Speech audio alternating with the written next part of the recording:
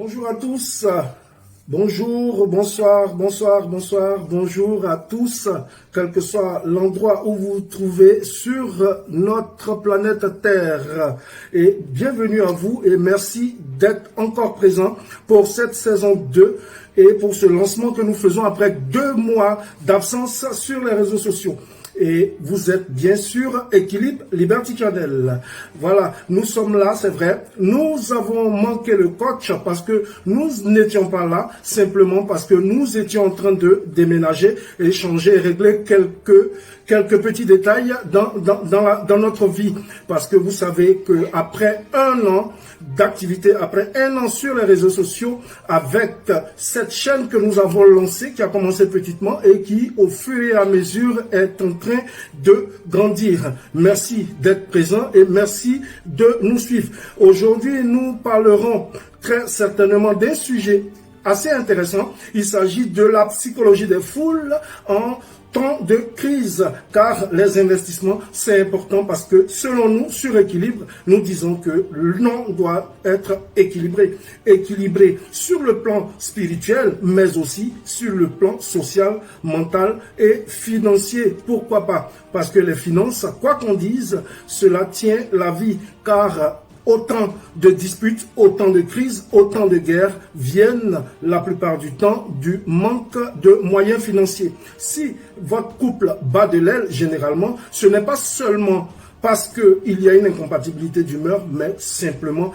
parce qu'il y a un manque dans la famille, un manque de moyens financiers, ce qui crée des tensions et ce qui entraîne, pourquoi pas, de nombreux problèmes. Aujourd'hui, nous parlerons de psychologie des foules parce que nous constatons que aujourd'hui, on voit que des gens, ils se sont bien remplis les poches pour certains et d'autres, ils sont complètement ruinés à cause de ce que l'on pourrait appeler le crack des crypto-monnaies. C'est un crack. Quelle est la définition du crack? Nous posait la question un des internautes. C'est simplement une baisse drastique des marchés due à plusieurs facteurs que nous n'allons pas forcément, dans lesquels nous n'allons pas forcément rentrer parce que aujourd'hui, on constate qu'il y a la fièvre sur les marchés financiers avec les crypto-monnaies, Bitcoin, Ethereum et tout ce que vous savez comme crypto-monnaies. Ce qu'il faut savoir, c'est que les crypto-monnaies ont été lancées en 2008 et véritablement ont pris leur envol en 2009. Au départ, elles n'avaient pas véritablement ces cryptos-là une valeur, ce qui n'intéressait pas des gens. Mais aujourd'hui, l'on constate que de nombreuses personnes s'adonnent à des investissements sur les crypto-monnaies sans véritablement les connaître. Et aujourd'hui, à quoi est-ce qu'on a assisté? Il y a eu un tweet de Elon Musk qui disait que avec des crypto-monnaies, on pouvait acheter des voitures Tesla. Et là, on a vu que les crypto-monnaies se sont littéralement envolées de 35 000 jusqu'à 61 000 $. Et aujourd'hui, quelques semaines après, il fait un revirement de situation et il dit que les crypto-monnaies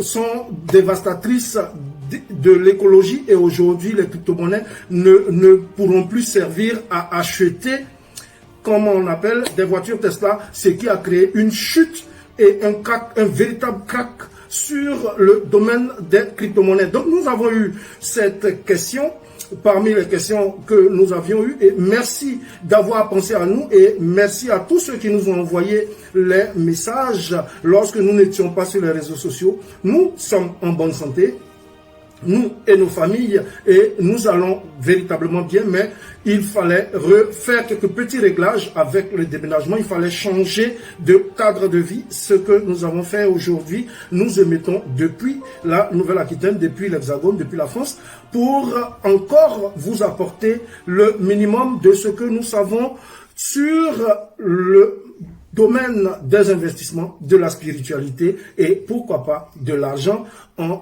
en tout.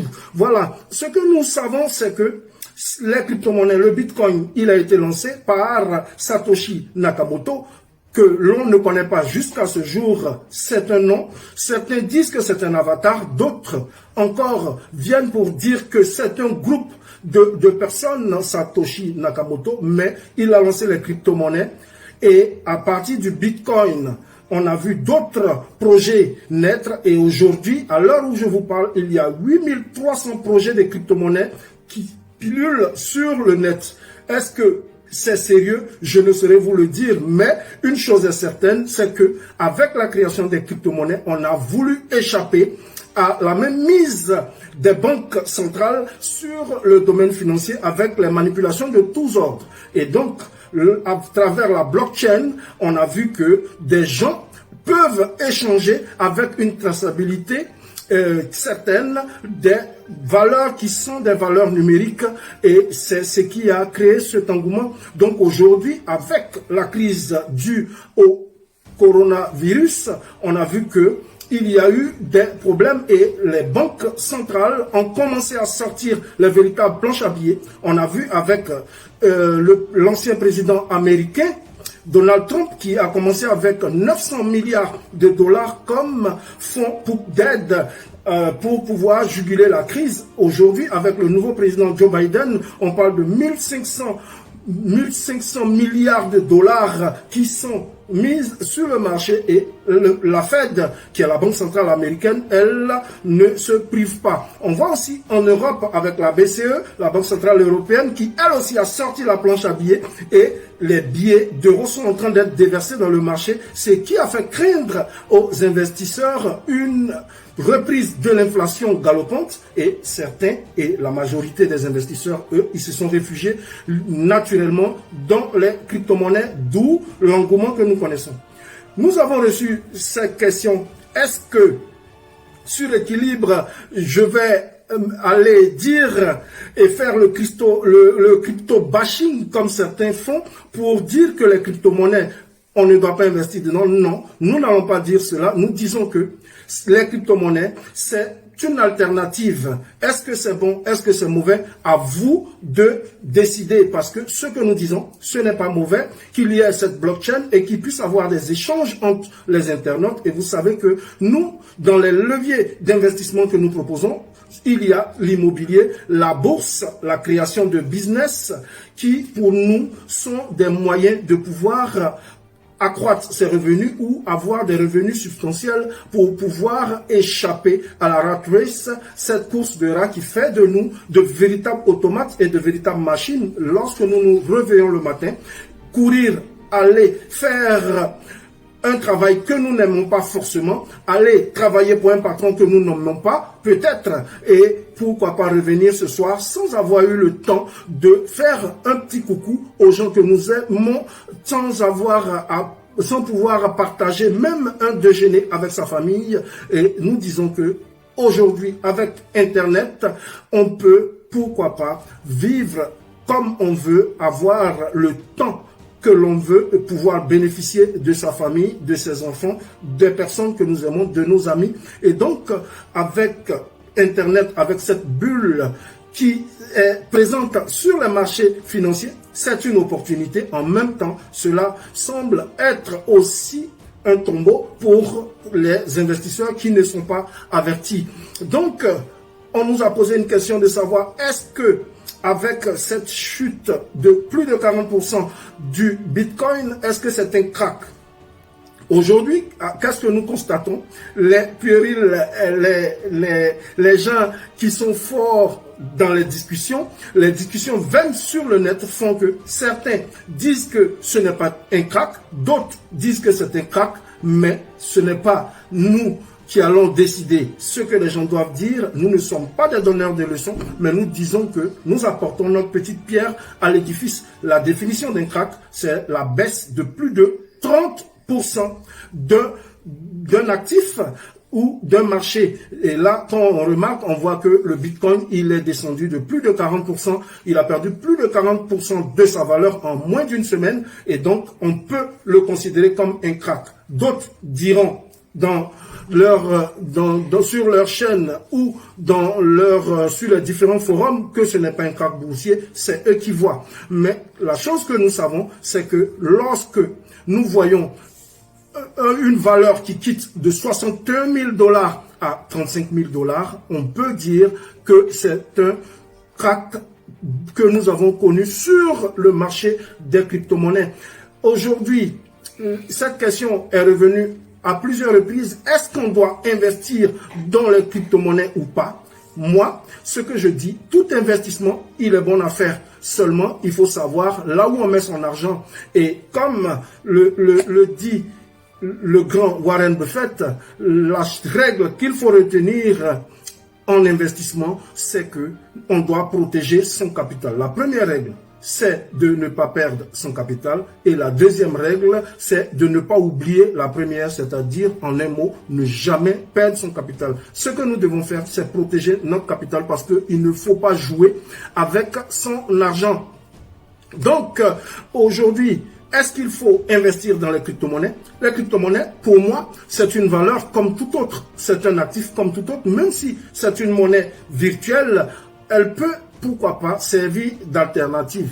Donc, on peut investir dans les crypto-monnaies, c'est possible. Mais je conseille à tous les équilibrés de cette chaîne, à toute la team équilibrée, de faire attention parce que ce que nous recommandons, c'est pas plus de 5% de ces actifs à mettre sur les crypto-monnaies parce que combien est-ce que on ne sait pas à combien de temps encore vont durer les crypto-monnaies. Est-ce que les crypto-monnaies vont continuer à échapper au contrôle des États? Nous ne saurons vous le dire, mais une chose est sûre, les crypto-monnaies sont une alternative, mais il faut faire attention à toute la team équilibrée de cette chaîne Équilibre Liberty Channel. Ne vous jetez pas dans les crypto-monnaies sans savoir là où vous mettez votre argent. Donc, je vois une question de Glory Dibi Rodriguez qui dit « Combien faut-il risquer quand on est débutant ?» On ne doit pas, selon nous ne sommes pas donneurs de leçons, mais nous disons que pour être un investisseur averti, un investisseur aguerri, il ne mettra pas plus de 5% de ses revenus dans les crypto-monnaies. Ce que nous conseillons, c'est de pouvoir diversifier ses sources de revenus afin de pouvoir sortir de la rat race, c'est-à-dire 5% en crypto-monnaie, 20% pourquoi pas dans la bourse, ou 20 ou 30% dans la bourse, 10 ou 15% ou 20% pourquoi pas dans le trading et le reste, c'est-à-dire 40% de ces revenus doit aller dans l'immobilier ou la création d'un business physique. Parce que, comme on le dit, il faut investir dans le dur, comme peuvent le dire Robert Kiyosaki ou pourquoi pas certains comme Bernard Arnault et autres, il faut investir dans la pierre parce que la pierre c'est aussi solide. Mais comme nous disons, nous recommandons beaucoup plus la bourse, le trading et aussi l'immobilier. Donc les crypto-monnaies, c'est une alternative. 5%, c'est suffisant parce qu'on ne sait pas à quelle sauce on sera mangé avec les crypto-monnaies. Donc voilà un peu. Aujourd'hui, le Bitcoin est en termes de référence un actif numérique qui a pris de la valeur. Et ça, on ne peut pas le nier. On a vu que jamais auparavant, on avait vu un aussi grand nombre de personnes devenir milliardaires ou millionnaires, milliardaires en CFA ou millionnaires en euros ou en dollars avec les crypto-monnaies. Une crypto qui a été créée déjà en 2008 et déjà en 2009, elle ne valait même pas plus de 100 $. Aujourd'hui, on voit que elle est aujourd'hui, à l'heure où je vous parle, je regarde le marché. À l'heure où je vous parle, le Bitcoin, il est à 38 061 $. Ce qui veut dire que c'est quand même une valeur qu'on ne peut pas négliger. Mais est-ce que cette blockchain va tenir? Ce n'est pas à moi de vous le dire parce que lorsqu'on regarde les États-Unis, ils n'ont pas encore accepté les crypto-monnaies comme valeur réelle. La Chine, elle refuse les crypto-monnaies. Elle veut, elle aussi, pourquoi pas, créer sa monnaie numérique. Et aujourd'hui, l'Europe, avec Christine Lagarde, disent que ils ne sont pas encore d'accord parce qu'ils estiment que le Bitcoin n'est rien d'autre qu'un outil spéculatif pour pouvoir entraîner les États dans le gouffre. Donc, en un mot, les crypto-monnaies, est-ce qu'il faut investir ou il ne faut pas investir? C'est vous qui voyez. Nous disons ce que nous pensons et à vous aussi qui êtes sur la chaîne Équilibre Liberty Channel, si vous êtes l'un des équilibrés, vous savez bien que vous avez à prendre votre destin entre vos mains parce que un patron, c'est bien, un travail, c'est bien, mais travailler pour soi, c'est encore mieux. Voilà un peu ce que nous avions à dire sur le marché des crypto-monnaies. Et merci pour vos nombreux messages durant ces 2 mois d'absence sur les réseaux sociaux. Et bénédiction immense et bénédiction christique à tous ceux qui suivent cette chaîne Équilibre Liberty Channel. Nous sommes dans nos nouveaux locaux et au fil du temps, nous arriverons à parfaire ce que nous avons commencé tout petit, car nous savons qu'avec Dieu, nous ferons des exploits et rien n'est possible à quiconque croit. Nous avons cru, nous faisons, nous disons. Aujourd'hui, les foules parlent, tout le monde court vers les crypto-monnaies, mais sachez que en investissement, lorsque, je respecte les boulangers, mais lorsque le boulanger parle de crypto-monnaie, lorsque le technicien de surface parle de crypto-monnaie, lorsque vous êtes à la station ou dans les bars en train d'entendre que les crypto-monnaies, c'est l'investissement à faire, sachez que c'est à ce moment-là que vous devez fuir parce que les institutionnels, c'est à ce moment-là qu'ils vont prendre leurs bénéfices, c'est à ce moment-là qu'ils vont sortir parce que, vous savez, je le dis tout le temps, le marché, il ne crée pas d'argent, mais ce que certains gagneront est ce que d'autres auront perdu de l'autre côté. Donc, sachez où vous mettez votre argent, réfléchissez avant de prendre des décisions, mais prenez le risque de vous lancer dans les investissements parce que sans entreprendre, sans investir, on arrive à rien du tout. Donc,